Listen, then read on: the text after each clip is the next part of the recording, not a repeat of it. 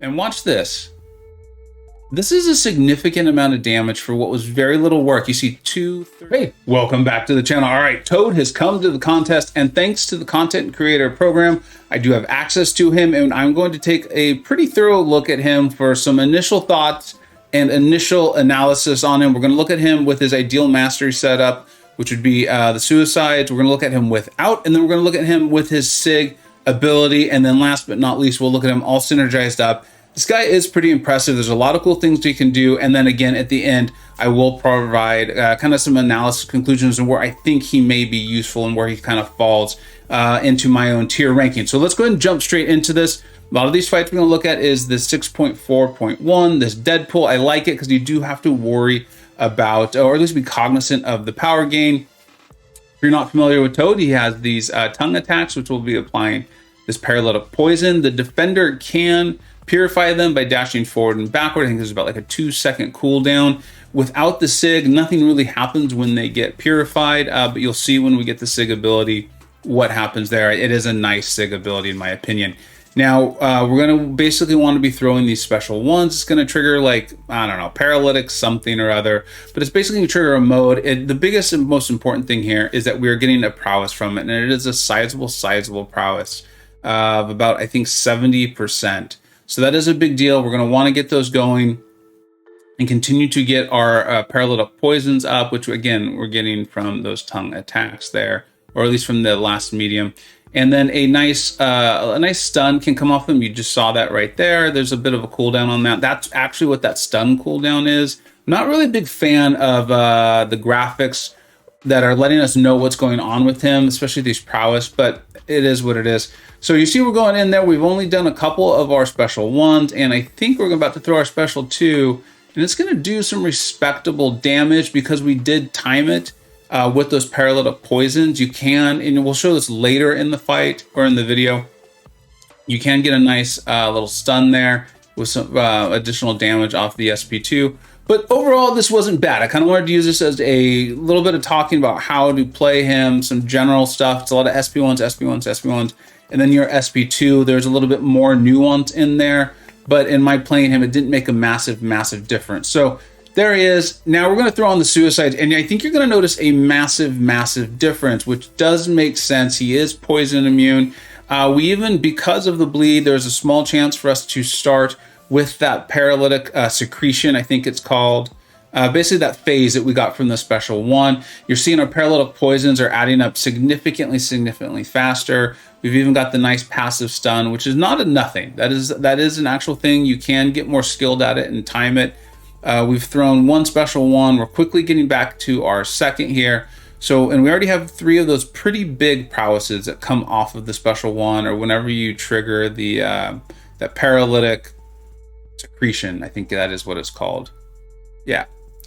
So there we go. We're coming in, and then we're going to come in for our special 2. And I just want you to see the massive difference that's made. This is a much cleaner fight, much more quick. We only had to throw 2 special ones, and then we're going to come in here for our special 3. And then also keep in mind that the poison does reduce the healing. So that's also happening too. So the healing that Deadpool is getting there is reduced. So that made a really nice big difference. I actually felt it in playing him. And then so we decided to go ahead and awaken him. This is what I want to show you though here is you're going to gain the 50% passive duration. That's nice. But then gaining a definite passive prowess, increasing special attack damage by 5%. That's not a big deal. That's not a big deal, but it happens when a stun or a personal poison is purified. This opens up a whole nother way of playing him, or at least getting his damage ramped up, and you'll see what I'm talking about. So that's at SIG 1. Not amazing, right? But it's something now. But look at this at level 200. That prowess has gone all the way up to 25% whenever there is a purification. Now watch this. Watch how quickly my prowess is going to ramp up after we land a poison. So we're going to get a poison here on Deadpool. He purified it, and we got a prowess. Now, it is a smaller prowess, but it's a 25% prowess. That is nothing. Just from playing the game, just from fighting into Deadpool, we now have 3 prowesses, or 2. We've got a third one from Our special one, remember, that is a much bigger prowess, and you kind of have to remember. There's no way to differentiate between what it is, but that's fine. You know, you can remember how many special ones you've thrown. So we've now thrown 2 of them, but we have 5 prowesses. This, again, just like putting the Suicide Masteries on, this also was a noticeable increase for me in damage and just playing him. I think as you get very comfortable with him, you do a lot with him, you can even get used to timing those stuns, and then you can get that nice bonus off of the SP2 too. When you trigger the 10th poison with the tongue attack, we'll get to that later. So here we go, and we're going to get to the special 2, and check this out. Check this out. This was this, like I said, it felt really, really smooth. We got a nice crit there. Deadpool down, and I think even just viewing it, watching it back again, playing, I noticed it. Viewing it back, very, very noticeable to me. Now, this is the next fight on that lane. It's a 337,000 health Howard the Duck. So this is a much beefier boy. This is a much beefier boy.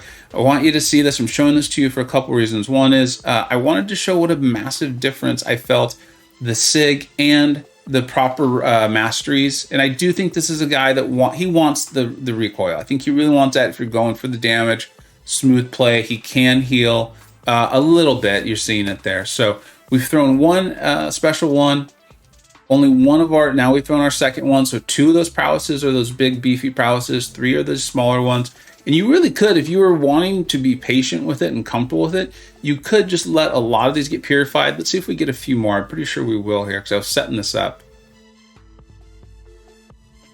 Let's see here. Let's evade some. So there he goes. He dashes back. He, being the defender, dashes back or dashes forward. You got the purify, which adds a few more prowess. So we're already all the way up to 9. And we're going to come up to a pretty big special 2. I wrote it down here. He's going to go from 27% health. Remember, this guy had about 317 health. All the way down, I believe. We're going to finish him off here, and the last hit isn't even going to be counted, I believe. So we're getting closing in on 13 prowess. And he's not a tough play. There's a lot of type. There's a lot of type on his ability kit, but he's not a difficult play. There's not a lot of fancy gameplay, I guess let's put it. I don't think I would put a high skill marker on my tier list and ranking. So here we go. We're just going to get into this special 2. And watch this. This is a significant amount of damage for what was very little work. You see 231,000 crits there, all those poisons. This last hit isn't even calculated. And again, that's 85,000 health with the last hit not even being calculated. No synergies or anything like that. I think that's a thing. That's something. That this guy is at least worthy, right?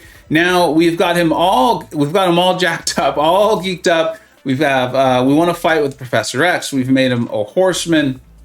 So we've got those prowesses from that. You can even see that because it's a skill champion and because we have the horseman ability, he is actually going unblockable anytime Black Panther purifies one of the poisons. He being Toad is a little bit more powerful against skill champions. Let's see, there is the, when they purify one of the poisons, there's a 70% chance for it to become a passive poison. Let's see if we can see one of them coming up here. Let's see if Black Panther will dash forward or dash back here and give us that nice passive poison. Let's see. All right, so it didn't trigger there. Oh, there we go. So yeah, we have them triggered. You can see the poison, the passive there, which is nice against a lot of skilled champions who are purifying things. So you can see why that comes into play here. He even actually has some kind of mitigation against poison immune champions. I found that in playing that, there was a lot of stunning. Maybe there'd be a good way to play it. Anyways, look at this. Coming in, this was a tremendous amount of damage too. This took this Black Panther from 36% health down to 7. You can see we haven't landed that many hits. I think we got hit once or twice in there. So that is not completely all the hits, but that's not bad. This is not bad to do a significant amount of damage. I like this guy. I like him. If you're going for him today with the crystals, or you're thinking about doing the arena, I think you're getting a defender. I think you're getting a defensive champion. Nimrod will still eat him up, but place on certain lanes and nodes and what have you. But I think you're getting a very fun champion too. I think you're getting a very fun champion. He fits in well with the mutants, with the prowess and things going like that. There's also something very unique about him, and I want to talk about what's unique is that he is applying poison. That is, I don't think there's any other mutants out there that do that. If there is, let me know or remind me. I'm sure I'll be like, oh, I can't believe I forgot that. So there is something unique about him. And so as a result, I think if you pull him, if you grind for him, if you open crystals and you get it, I think you're ultimately happy, even if you have a large roster, because I don't think you're going to have another mutant champion that does poison. He fits in well. I currently, just with this gameplay, spending some time with him, having seen some videos and things like that, I'm going to place him probably in the premium tier of my rankings, which means if you come to me and you're like, hey, should I rank through this champion? I'm like, let's talk it through. I want to make sure you know why you're doing that. I want to make sure you're not regretting it. But ultimately, I don't think you're crazy for doing that. Let me know what you think. If you've pulled him already, or if you've spent some time with him, or if you do the grind, because I know these videos, people have been viewing it for a while. Let me know what you think, what uses you have found. Like most champions, I think the community will probably find uses that aren't immediately, or after 24 hours, 40 hours of playing them, that aren't obvious or haven't been found. And I'm excited to see what you all find. Thank you so much for watching. Take care. I hope you either learned something, were entertained, or even better, a little bit of both. Don't forget to like, subscribe. Thanks so much for watching. Take care.